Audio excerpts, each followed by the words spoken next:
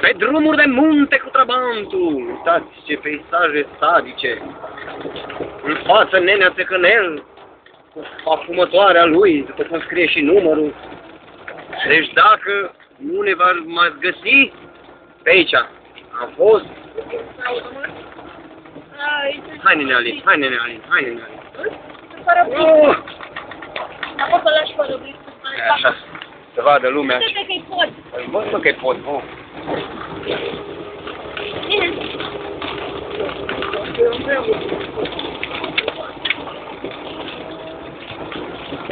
Ua, pe drumuri de munte, Kalistrad Hogaș, Besaș. Eu m-am văzut de ce acolo. Frumos, frumos. Au.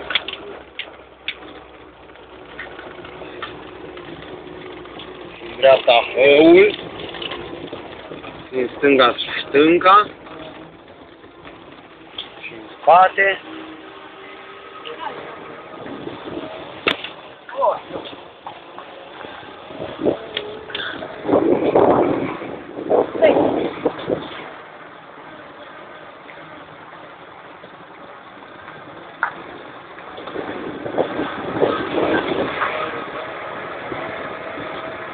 Deci, pentru cei care doresc să-și cumpere Trabant, să știe că este bun, de diverse utilaje. Carmen, ține neapărat.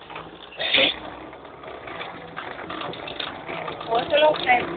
Nu, păi, dar de ce ți l-am dat să cumpărești? Păi și trebuie să fac și poză.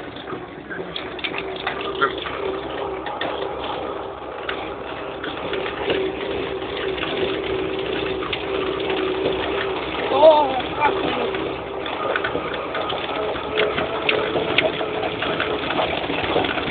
Pe drumuri din astea, toată șmecheria să nu-l bruscați, pentru a nu rupe vreo planetară.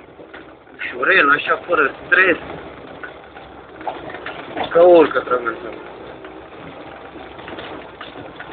Că fără nicio problemă.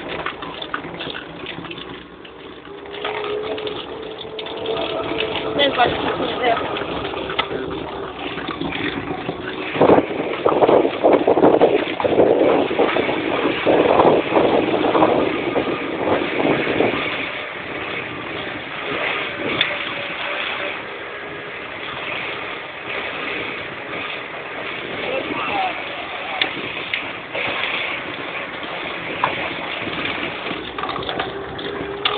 Dacă îi pică ceva la Țăcănel, vedem că suntem în spatele lui, dacă se dezansamblează.